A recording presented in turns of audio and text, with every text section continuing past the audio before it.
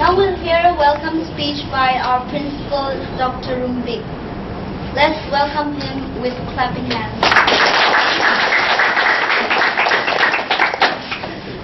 ဒီနေ့ကျွန်တော်ကြည့်တဲ့တိုင်းကျွန်တော်ဒီ first semester ဒီနှစ်ကစပြီးတော့ first semester second semester လို့ဆိုလို့ခွဲထားတယ်ကျောင်းသားတွေအနေနဲ့လည်းပဲတစ်နှစ်ကို2နိုင်ခွဲအင်္ဂလိပ်စာသင်ပြီးတော့အလားဒီနေ့ဝက်မှာ certificate တစ်ခုရနိုင်အောင်လို့ကျွန်တော်ဒီဗန္ဒနာတို့လုပ်ပေးနိုင်ခဲ့တယ်။နောက်အဲ့ဒါအခုဒီပထမဆုံးဒီစမ်းသပ်တဲ့ first semester ဒီဆံဝဲမှာဆူရတဲ့လူတွေနောက်တော့ on တဲ့လူတွေကိုcertificate ပေးတဲ့ကျွန်တော်ဟလာအစီအစဉ်ဒီနေ့ရောက်လာပြီအဲ့ဒါကျွန်တော်အားလုံးဝန်တာကြမှာပဲလေနောက်ကျွန်တော်ကြောဟလာကျွန်တော်ဒီအိန္ဒိယပြည်မှာဒယ်လီမှာနောက်ထပ်နေဦးမှာပဲကျွန်တော်မြန်မာနိုင်ငံဘယ်လိုပဲကောင်းကောင်းအနေဆိုနောက်ထပ်၄နှစ်၅နှစ်ကတော့နေဦးမှာပဲအဲ့တော့ကျွန်တော်ဒီကြောင်းကိုအဲ့ဒီဟလာဆက်ကောအောင်လို့ကျွန်တော်ကျောင်းသားတွေတော်တော်ဒီဟလာကျွန်တော်ဒီမြန်မာနိုင်ငံသားတွေတော်တော် start ဆက်ပြီးတော့ဆက်ပြီးလုပ်ချင်ပါပဲအဲ့တော့ကျွန်တော်တို့နောက်အခု second semester မှာလည်းပဲကျွန်တော်အားလုံးစာကြိုးစားကြပါလန်ဒန်ကနေပြီးတော့ကျွန်တော်တို့အခက်အခဲမျိုးနဲ့သူတို့ပြင်ပြရတယ်အဲ့ဒီမှာကျွန်တော်အနေနဲ့လည်းပဲဒီတကယ်အလုပ်လုပ်ရမယ်ဟလာကြောင်းတိုးတက်အောင်လို့ကျွန်တော်နာမည်ကောင်းရအောင်လို့ကျွန်တော်မြန်မာလူမျိုးတွေနာမည်ကောင်းရအောင်လို့ကျွန်တော်လုပ်ရမှာပဲနောက်ဒီနေ့အစီအစဉ်မှာအဲ့ဒီကျွန်တော်တို့ကျောင်းကောင်စီ prospect grammar school course over the Dr. Fishwi to la nelu ala kite beti le ko chega sa do now assistant de groupe de notre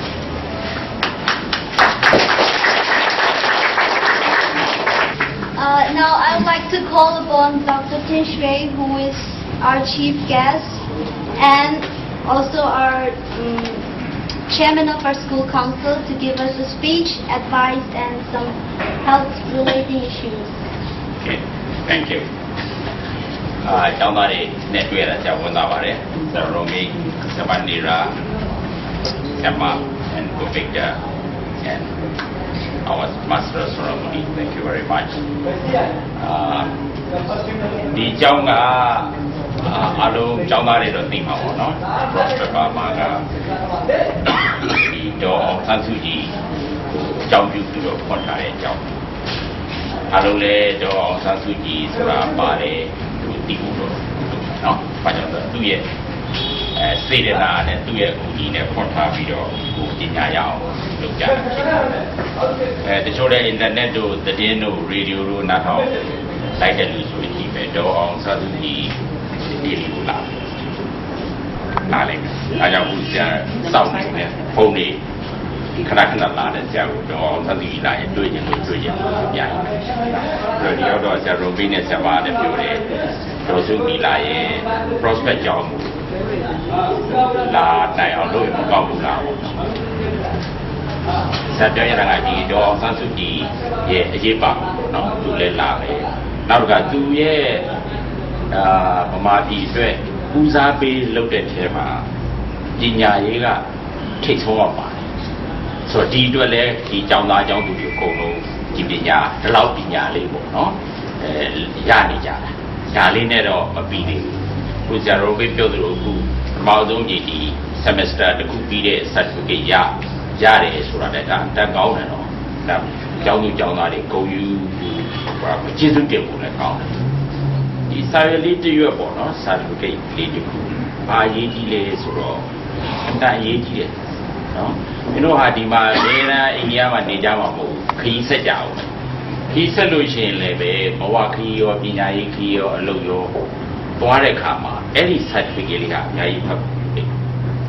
အဲ့တော့ရအောင်ကြိုးစားနောက်တစ်ခါစုရတဲ့အချိန်ပေါ့နော်ပထမဒီတက်တဲ့ရစပြီးရတဲ့အချိန်ကြိုးစားရင်နောက်ဒီကျောင်းသူကျောင်းသားတွေရဲ့ future မှာအများကြီးထောက်ကူပြီစာတင်သင်တန်းတွေတက်ပြီးတော့ certificate မရှိရင်ပြလို့မရနော်လုပ်ပြလို့မရအဲ certificate ဆိုတော့ proof သက်သေခံ document တခုကဒါရေးကြည့်တယ်နော်အဲ့အတွက်တန်ဖိုးထားကြပါရအောင်လည်းလုပ်ကြနောက်အမှတ်ကောင်းကောင်းနဲ့အောင်နေဆိုတာလည်းဖြစ်အောင်လုပ်ကြဒါအရေးကြီးပါတယ်နော်အခုမှဆရာမလည်းစေကံလေးတစ်ခုရှိတယ်စေကံပေါ်တာဒီလဆိုရင်ပြီးကြတဲ့လား7နှစ်ပြည့်သွားပြီ ဆက်စိတ်ကမှာ volunteer လုပ်တဲ့ဆရာမလေးတွေရောယောက်ျားတွေကဆို2ယောက်ရှိတယ်ပြောတာတွေကနောက်ဆရာမလေးတွေလည်းရှိတယ်ဆရာတို့ကအလကားလာကူရတာပတ်စံနဲ့ဆရာတပြားမှမပေးနိုင် community အတွက်နော်သူတို့ချိန်ဖက်ပြီးလာကူကြတယ်တချို့ဆိုရင်နှစ်နဲ့ချီတယ်တချို့ကတော့ခဏနဲ့ထွက်သွားကြတယ်ခုဆိုရင်ဆရာစဖွင့်နေ2002 August စဖွင့်နေကအဲ့ဒီ volunteer လုပ်တဲ့ဆရာမပေါင်း58ယောက်ရှိအခုလက်ရှိ8ယောက်တော့ရှိတယ်သူတို့ဆရာပါ certificate မှမပေးနိုင်ဆက်ပြောကြတယ်။ဘာကြောင့်လဲဆိုဆရာစေကန်လေး just volunteer charity clinic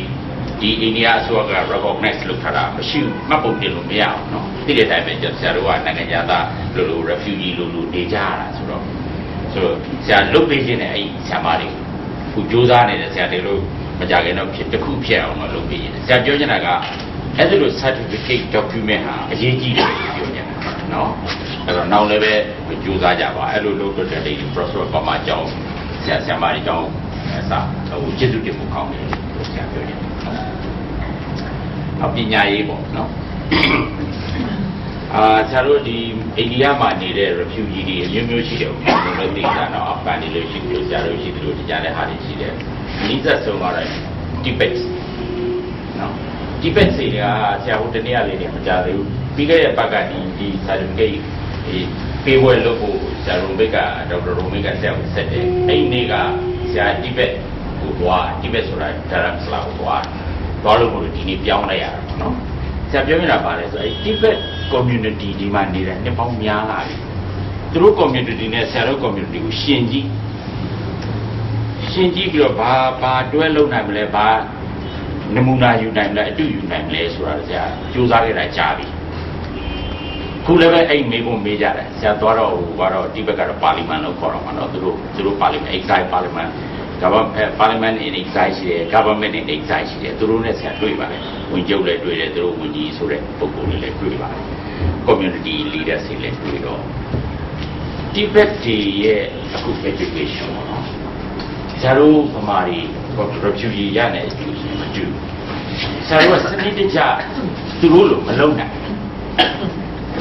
ဆရာရှင်းပြောတယ်ရှင်းပြတယ်အဲ့ဒီအတွက်လဲဆရာဒီမှာနေတာဆရာအိန္ဒိယနေတာ20ရှိ20ကျော်သွားပြီဆိုတော့ဒီ community refugee တွေအတွက်ဆရာပညာရေးကျန်းမာရေးစသဖြင့်ပေါ့ဘာလုပ်နိုင်မလဲဆရာကြိုးစားခဲ့တော့ပညာရေးလည်းဆရာလုပ်ကြိုးစားဖို့ပါနော်ဒီကျန်တဲ့ပုံကိုယ်လေးတွေကျန်တဲ့ဖွဲ့စည်းတွေလည်းကြိုးစားပါတယ်ဆရာကသိမလုံးနိုင်အားကြောင့်လဲဆိုတော့ဒီကျောင်းသားတွေအသိတယ်ဒီနေ့ကျောင်းသားနောက်6လဒီကျောင်းသားမဟုတ်တော့ဘူးအဲ့တော့ regular education လုပ်ပေးဖို့မတောင်းမကူညီရင်းတဲ့လူကူညီရင်းလူမရှိလို့မဟုတ်ဘူးဇာတိ daily ဆိုတာရှင်လာတက်ရှစ်တော့ဇာပေါ်ပြောသေးတယ်နော်ဒါပေမဲ့ကိုကျောင်းသားတွေက regular မရှိပြတ်တယ်ဒါကြောင့်ပညာရေးမှာခုချိန်ကြီးကြီးလိုက်ရင်ကို NHC ဆိုတာလည်းခုရှိတော့ National Health and Education Committee အရင်ကတော့သူတို့ပညာရေးထောက်ပံ့နေပေးတယ်ဒါပေမဲ့ daily မပေးသူကနေဆက်ပဲပေးတယ်မရှိတော့ခုဒီ prospect ပါမှာကတခုတည်းသောကျောင်းလို့ဖြစ်နေတယ်ကျန်တဲ့ဟို Domosco ဘာညာနဲ့တော့ပါရှိတာပေါ့နော်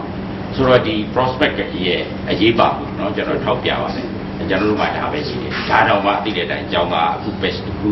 နောက်ပဲအစ်လာလိုက်နောက်ထွက်သွားလိုက်ဆို regular မဖြစ်ဘူးပညာရေးအတွက်ဆရာတို့ community refugee တွေကိုလုပ်ပြရတာအမှန်ခက်ခဲဒါကြောင့်နောက်ဆုံးဆရာစေကန်းလေးဂျပန်စေကန်းကြတော့သိတယ်ကျမ်းမာကြီးကဒီ refugee တွေအိန္ဒိယမှာဟိုတရက်သေးနေလဲလို့နေမကောင်းတဲ့တော့ကျောင်းပညာရေးကြတော့အနည်းဆုံး academic ကြီးကတစ်နှစ်မနေရင်လကားပဲကျမ်းမာရေးကြတော့တရက်နေ10ရက်နေလို့တဲ့အတွက်ဆရာစေကန်းလေးကအခုစိတ်နဲ့တက်တာမှာလူနာပေါင်းများများစွာလုပ်ပြီးနိုင်ခဲ့เนาะလုပ်ပြီးနေတယ်ပေါ့နော်အဲ့တော့ဇာပြောကြတယ်အဲ့လိုနော်ဟိုပညာရေးကျန်းမာရေးစသဖြင့်ပေါ့နော်ကျန်တဲ့ဟိုနိုင်ငံရေးလည်းပါပါတယ်နိုင်ငံရေးတော့စိတ်ဝင်စားတဲ့လူကတော့လုပ်ကြပါတော့မလုပ်လို့လည်းမဖြစ်ဘူးမေးလိုက်မယ်လူများတွေရောက်မင်းတို့နိုင်ငံမှာဘယ်လိုလဲမင်းတို့ကောင်းဆောင်ဘယ်လိုလဲမေးတဲ့အခါမှာမှန်မှန်ကန်ကန်ဖြေကြမှာကိုယ့်အတွက်လည်းအထင်အသေးမခံရဘူးကိုယ်ကောင်းဆောင်နဲ့ကိုယ်တိုင်းပြည်နဲ့ကိုယ်လူမျိုးအတွက်လည်းကုန်တက်တယ်အဲ့တော့နိုင်ငံရေးလည်းမမေ့ကြဘူး ခုတော့အောင်ဆန်းစုကြည်ပဲရောက်နေလေအမေရိကပဲရောက်နေပြီလေဒီကနေ့အမေရိကတို့နေရာတွေလျှောက်သွားတယ်ဒီနေ့ပဲရောက်တယ်ဒီနေ့ Fort Wayne မှာ Fort Wayne ဆိုတော့ပမာအနည်းဆုံး4,000လောက်နေတယ်အမေရိကအဲ့တနေရာအများဆုံးအမေရိကမှာ Fort Wayne ဒါပေမဲ့များသောအားဖြင့်တော့ထိုင်းကနေသွားတဲ့လူတွေများကရင်နေတဲ့ပမာတွေများတယ်ချင်းတွေလည်းအများကြီးရှိပါတယ်ချင်းတွေကပိုရှိတာအဲ့ရနဲ့3 နာရီကာမောင်းလို့ရတယ် Indianapolis မှာချင်းတွေအများကြီးရှိတယ်သူတို့လည်းအခု Fort Wayne ရောက်နေကြပြီတော်တော်များများဆိုတော့အောင်ဆန်းစုကြည်သွားတွေ့ကြတာနော်အဲ့ပွဲမှာအမေရိကန်တွေရှေ့မှာဗမာပြည်ကဗမာ community ဟာဒေါ်အောင်ဆန်းစုကြည်လာပြီးတော့လိုက်ကြာနာတိုက်ဝန်းတွေ့ဆုံကြတယ်ဆိုတာအခုဆရာတို့စကားပြောနေတဲ့အချိန်မှာဖြစ်နေပြီနော်လုံးနေအဲ့ဒါဟာဘာလဲဆိုတော့ကျွန်တော်နိုင်ငံရေးလေးနဲ့နည်းနည်းဆက်ပြီးပြောတာနော်ကိုယ့်ရဲ့ဒီ knowledge level ပေါ့နော်ကိုယ်တတ် level ကိုကောင်းဆောင်ကိုတိုင်းပြည်အများကြီးမှာပြဖို့တန်ကောင်းကြည့်လိုက်တော့အစိုးရနိုင်ငံထွက်တာ3နိုင်ငံပဲရှိတယ်ထိုင်းရဲ့ယူရိုပ3နိုင်ငံတော့3နေရာပဲရှိတယ်အမေရိကရဲ့နံပါတ်4ကအိန္ဒိယဖြစ်တယ်အဲ့မှာဓာတ်ပုံတွေကြည့်လိုက်ဗီဒီယိုတွေကြည့်လိုက်ဒေါ်စုကိုလာတွေ့တဲ့လူတွေကဘယ်လိုလဲဓာတ်ပုံမှာပါပေါ်လဲဝတ်စားပဲပေါ့နော်မျက်နှာပေါ်တယ်ဒါပဲဝတ်စားတွေကြည့်လိုက်ဘယ်လိုဝတ်စားကြဗမာကလေးလူကြီးယောက်ျားဆိုရင်တိုက်ပုံကြီးနဲ့မိန်းကလေးဆိုရင်ထမိန်နဲ့ဖြစ်နိုင်ရင်ဂျိတ်ထမိန်နဲ့တိုင်းရင်သူတွေအထင်ပေါ်တော့ချင်းဝတ်စုံတည်ရင်ဝတ်စုံမြင်လားနော်အဲ့ဒါဓာတ်ပုံမှာအဲ့ဒါဟာအတန်ဂုံယူဖို့ကောင်းတယ်အဲ့တော့ဆရာတို့ဒီလာရင်လည်းပဲအဲ့ဒီလိုပေါ့တသက်ရဲ့နဲ့ကြာနာကိုကောင်းဆောင်ရဲ့ကိုလူမျိုးကိုယဉ်ကျေးမှုရဲ့ဂုံနဲ့တင်နိုင်အောင်ကိုကြိုးစားတယ်နော်ဒါနိုင်ငံရေးမှာမမေ့ကြဘူးဆိုတဲ့အချက်ကလေးတစ်ခု prospect ပါမှာနဲ့ဆက်ပြီးတော့ဆရာပြောတာပါနော်အဲ့တော့ဆရာအရေးတော့မပြောပါဘူးရှိတာလူတွေနေပူနေလို့အဲ့တော့ပညာရေးလည်းကြိုးစားကြပါနောက်တစ်ခါဒီကပေးလိုက်တဲ့ပညာကိုလည်းအသုံးချထီအောင်အသုံးချကိုယ်မှာခြေလမ်းတွေအများကြီးရှိသေးတယ်နောက်ခြေလမ်းတွေလည်းကောင်းအောင်လုပ်ကြအဲ့တော့ prospect ပါမှာဟလာအမကောင်းရတယ် certificate မှာ1 2 3ရတယ်ဆိုတဲ့ဟာအလားတူပဲနောင်လဲကြိုးစားကြပါကြိုးစားဖို့နောက် community တွေအကျိုးလဲကြိုးစားကြကိုတိုင်းပြည်အကျိုးလဲကြိုးစားကြပါအားလုံးအောင်မြင်ကြပါသေးလို့ပဲဆက်စုကြောင်းပါကျေးဇူးတင်ပါတယ်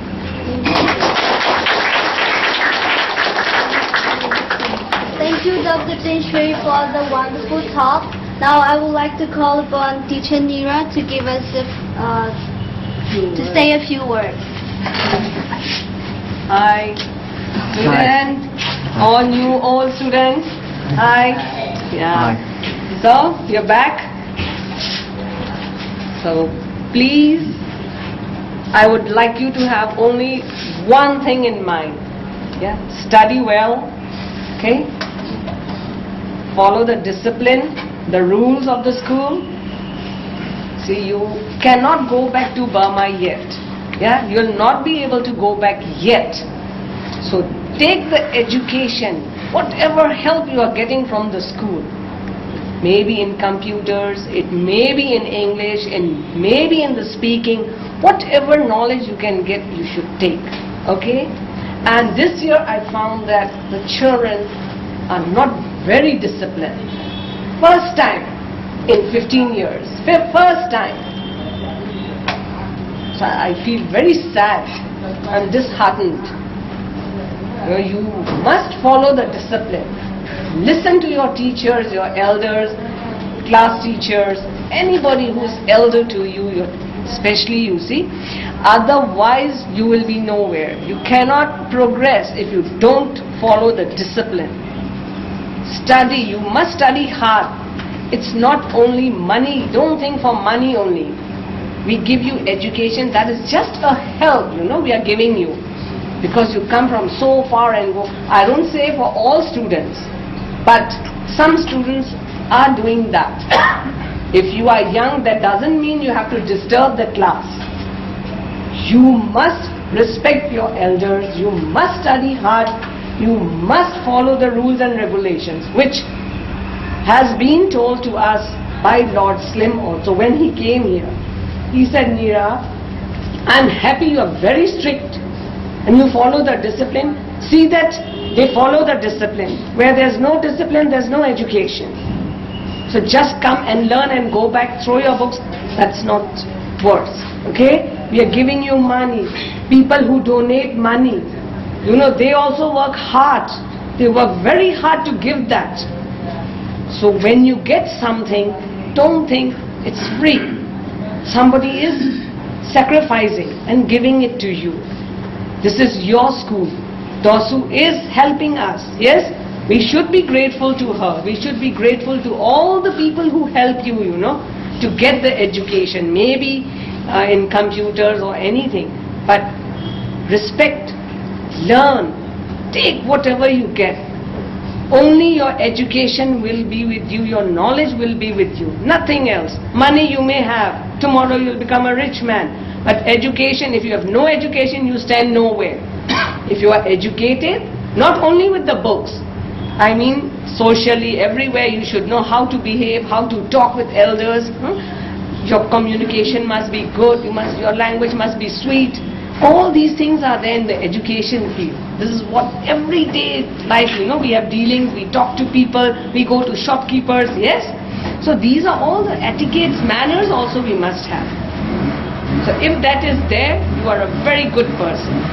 Educated means you should be good, people should respect you. The degree doesn't count, degree is important. But at a certain stage, you know, all these things also count. So please be good. Otherwise you are good children. But a few students who are not following the discipline, I request them to be good. Okay? Improve yourself. You are children, you'll make mistakes. So it is our duty to forgive you, to show you the path. And it is your duty to follow. If you follow, it is well and good. If you don't follow, it's up to you. Okay? So enough speech. I think you will want to hear a few words from teacher Noreen. Yes? As English speaking teacher. So you should be thankful she's come from so far. So she'd like to say something to you. Thank you. Okay? Hello, everyone. Thank you very much for inviting me here today. Excuse me. I see some familiar faces that I have had in my classroom. For some of the older students, though, I probably didn't have a chance to meet you. I want to have you go away with one important thing about English, and that is that it is really becoming the universal language. The world is getting much, much smaller. That is why it is important for you to continue your English studies, so that you can interact and understand what's going on in the world, not just in your own community. And it's also, of course, very important if you want to get jobs in the future. It's important to understand popular culture is often in English. So I really encourage you, those students who are leaving now, to continue your English study, practice your English with other students, other friends. Watch English television programs if you are able to watch a TV. Try to read English newspapers or books or magazines to continue to help you learn the language. It's English. We speak English differently. Madam Neera and I speak American English. She speaks Indian,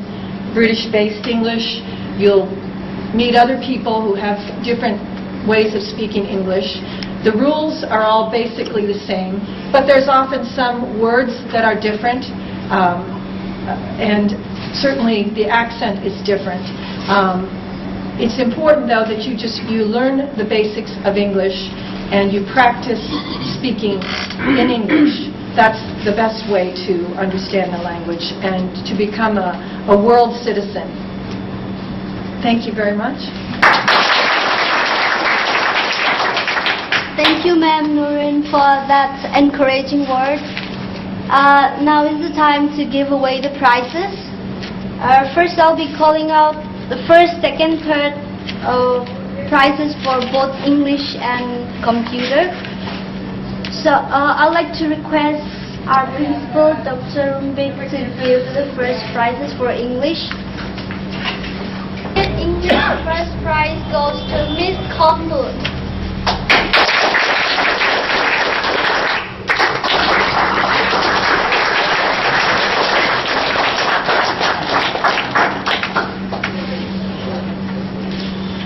Basic first class goes to Miss Nyang Lan Man.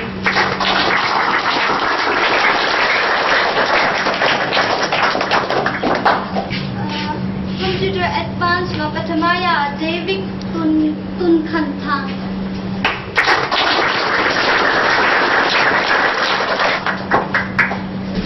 Junior prize not available Dr. Tisho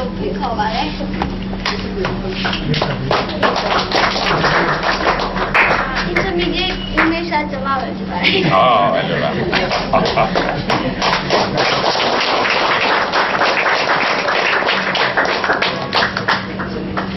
Basic ဒုတိယရတဲ့သူကတော့အန်တီမြင့်တန်းဖြစ်ပါတယ် ဟုတ်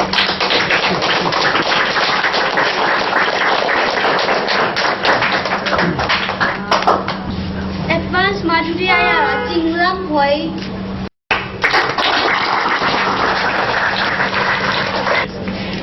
Pre Intermediate English မှာတတိယရတာကကျန်းဟင်ကျန်းဟင်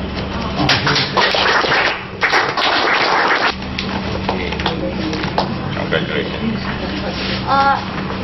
English Basic မှာတတိယရတော့မမမေဖြစ်ပါတယ်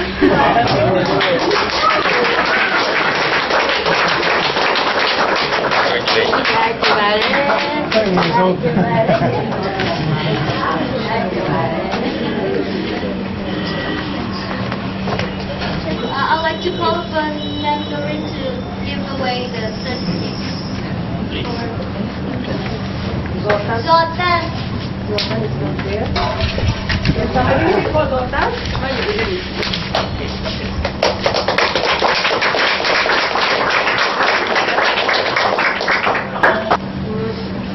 Okay, pre-intermediate.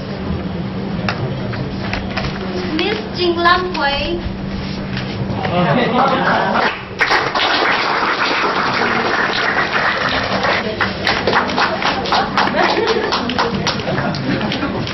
Mr. Hao Xian Mung.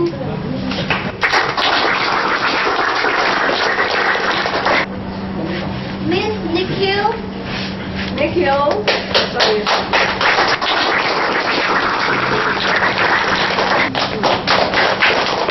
Miss Jing Tian Lut.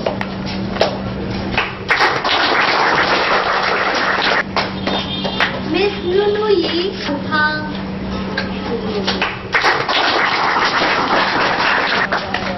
Daswan Mung.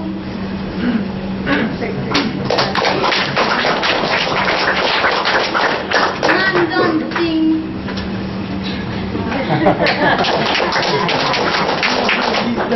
Miss Niang Huai Jing.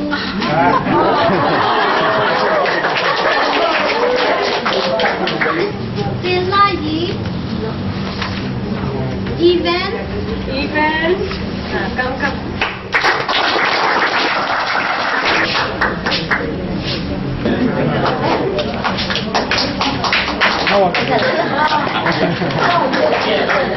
Miss Yang Tech. Miss Dim Sian Lam Sung. Miss Yang Pi.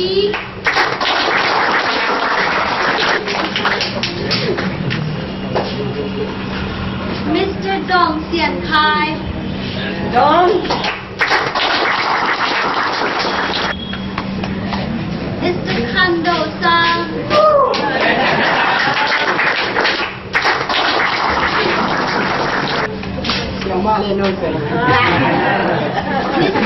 Miss Lian Jing Hui.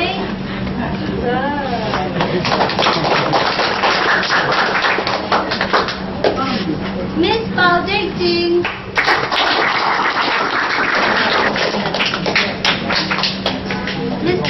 Xian Hon. Mr. Tadiak Lui.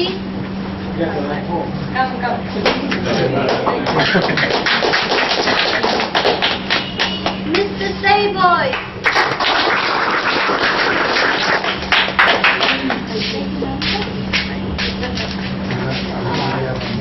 Aku computer certificate ကိုပေးဖို့ရန်အတွက်ဆရာတင်ကိုဖိတ်ခေါ်ပါတယ် Mr. Khon Sian Hon.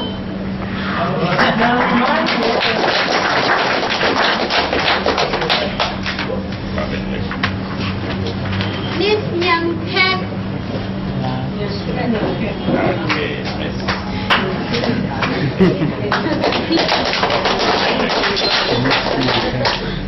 Mr. Hao Sian Moon.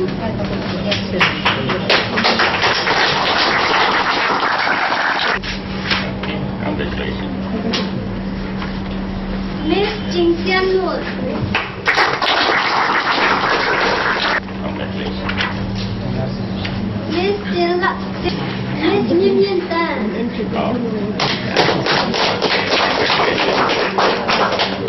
Mr. Kando Sang.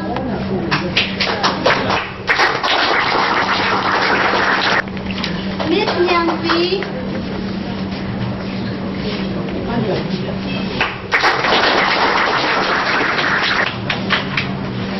Miss Kai Hing.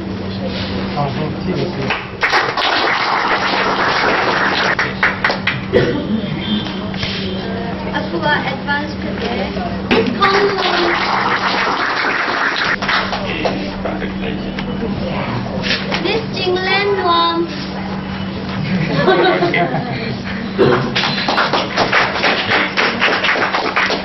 Miss Lian Boy.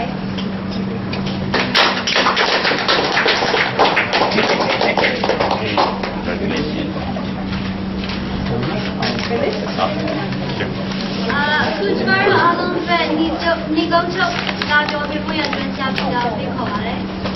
အားလုံးအခုလိုဒီဘက်မှာလာရောက်နေတဲ့ကျေးဇူးတင်ပါတယ်ဆရာတော်ကိုရဲ့သူ့ရဲ့ဆရာတင်မအစားဆရာမတော်လေးပေါ့ကျွန်တော်တို့ဒီတော့ဒီဆရာမကြီးကဆရာမကြီးအားလုံးအားလုံး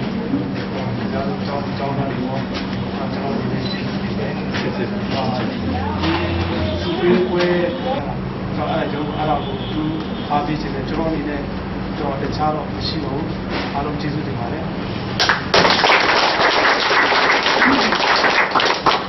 ကျွန်တော်လည်းခါတယ်ရှိတဲ့ပုံစံမျိုးပဲငါမှရှိတယ်ကဲအချက်တော့ပြောချင်တယ်ဟုတ်တယ်ဒီကနေ့ကျောင်းသားကျောင်းသူဟောင်းတွေလည်းအချို့လူလွတ်ပြေးရပါတယ်ကျွန်တော်တို့တစ်နှစ်လုံးပေါ့နော်ဆရာတို့ရဲ့အဆိုခံနေတဲ့ Students, please come. Down here, Rebecca. Please come. ကျောင်းသားတွေကကျောင်းသားပြောနေပြီးတော့ပြောစီးပူနေတာပြောတော့မှာလေကျောင်းသားကပရမဆုရတယ်လို့သွားနိုင်အားဆိုပြန်သိမ့်မယ်နော်ရတဲ့ဆုငွေပြန်သိမ့်မယ်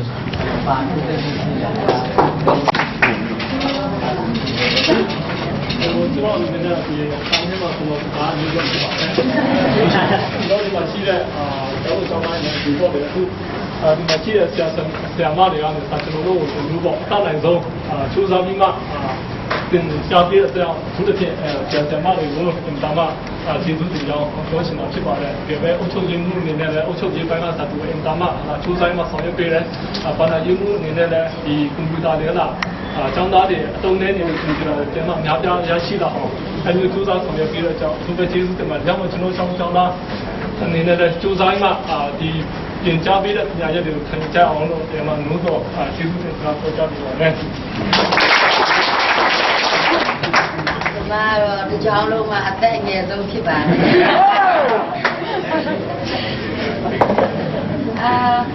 ဒီကြောင်တော်ကြီးမှာပညာသင်ရတာဆိုလို့ရှိရင်ပထမဦးဆုံးအနေနဲ့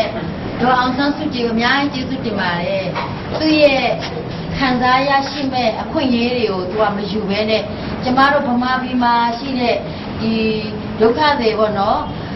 ပညာတတ်ခြင်းနဲ့ကလေးသူငယ်များအတွက်ကိုဒီပါဆုံးပေးဆက်ခဲ့တဲ့အတွက်ကြောင့်ဖြစ်ပါတယ်ဒုတိယအနေနဲ့ကတော့ဒီမှာရှိတဲ့ဆရာဆရာမများအားလုံးကိုကျေးဇူးတင်ပါတယ်သူတို့အနေနဲ့သူတို့ရဲ့တတ်သမျှပေါ့နော်စွမ်းရည်အပြည့်အဝနဲ့ကျမတို့ပညာသင်ကြားအကြတော့ပညာရှိတဲ့လူနဲ့ပညာမရှိတဲ့လူရဲ့တော့ကလောင်ကြဆိုလို့ရှိရင်အရန်ပဲกว่าပါတယ်အကြကျမတို့ပညာရှိတဲ့ဆိုဒီမာရမကဘူးပို့တိုင်းဒီမာရမကတကဘာလို့ပဲရောက်ပညာရှိတဲ့လူပါဆိုလို့ရှိရင်လူများအောက်မှာမရောက်ပါဘူး။လူများအထက်မှာပဲဖြစ်မှာဖြစ်ပါတယ်။အဲဒါကြောင့်တော့အားလုံးပဲကြိုးစားကြပါဆိုပြီးတော့ကျမအနေနဲ့ထပ်ဆင့်ပြီးတော့တိုက်တွန်းလိုပါတယ်။ ဒါပဲတဲမှာခေါ်ခဲ့မှာနော်သမီးလေးနာမည်လေးလောက်တော့အချိန်ဆိုပါမယ်နော်ရှင်းစွာကျွန်တော်ဒီလိုမျိုးနော်အားလုံးဒီ perfect ဘာမှာမိသားစုမှာကျွန်တော်တို့ဒီလိုပျော်ပျော်ရွှင်ရွှင်နဲ့စုံညီကြပြီးတော့ကျွန်တော်တို့စာသင်ရတယ်ဆိုတာမိသားစုတိုက်ဖို့ဆိုနေမရဘူးလေသူတို့ချင်တာကဒီမြားကြီးကတော့တန်ဖိုးရှိတယ်နော်ကိုကဘယ်နေရာမှာပဲသွားဘာလို့ပဲလို့အပေါ်သွားပြီးဖြစ်ပါစီနော်အဲ့ဒီဖြစ်ပါစီအဲ့ဒီပညာရေးကကျွန်တော်တို့ ਨੇ အများအားအတူရှိတယ်နော်ဒါကြောင့်ဒါအရေးကြီးတယ်အားလုံးစူးစမ်းကြပါလို့ကျွန်တော်ပြောချင်ပါတယ်ကျေးဇူးတင်ပါတယ်မကီကလာနဲ့မကီကလာနဲ့ပြန်တော့မလွယ်ဘူး